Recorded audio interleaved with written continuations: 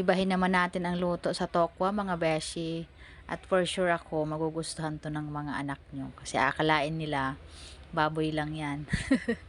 Ang maganda nito, nakakamura ka na, healthy na, at masarap pa. O, ba diba? Kaya kung hindi ka pa nakakapagluto nito mga beshi, lutuin mo na rin para sa family mo. So, ayan mga beshi, hihiwain lang natin yan ng maliliit, yung ating tokwa, para mas cute naman siyang tignan pagluto mamaya. Diba? So, ayan, piprituhin lang po natin siya.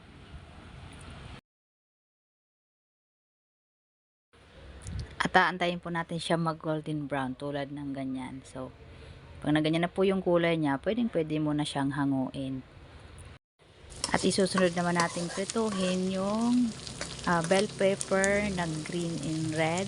Tapos yung white onion. So, wag lang po natin siyang overcook para mas masarap. And then, syempre, magigisa na tayo ng yan, bawang sibuyas. Tapos yung kamatis. So, gisa-gisahin lang po natin. Halo-haloin. Hanggang maluto yung kamatis natin. Mas masarap po pagka medyo lutong-luto yung ating kamatis.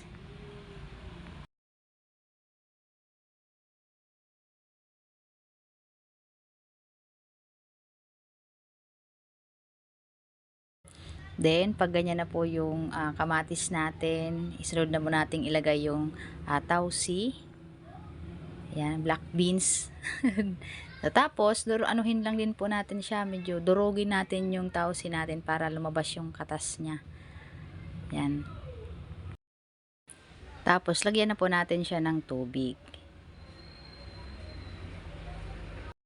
At isunod na nating ilagay dyan yung pinaka-juice no pineapple. Ayan siya.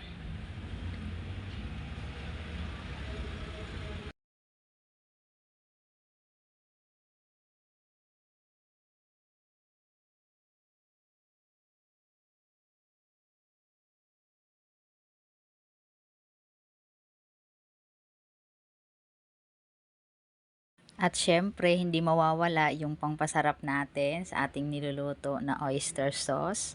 Yan, nilagay na din natin siya.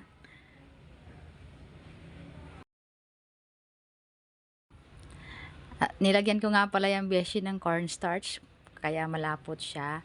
And then, sinunod na rin natin yung pinaka-pineapple niya. So, kung nakikita nyo po, malapot na yung sabaw. Diba?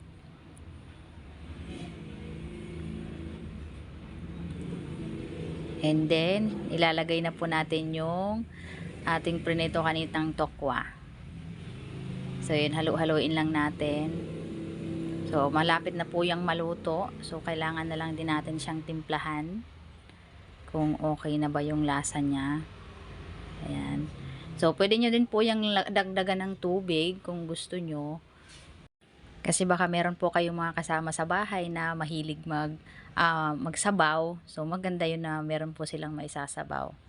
So, yan. Nilagay ko na rin po yung prinito ko dyan kanina na bell pepper at white onion. Ayan. So, yung pong ginawa ko, yan. Sakto lang yung yung sabaw. Yan, ganyan lang po yung sabaw na yan.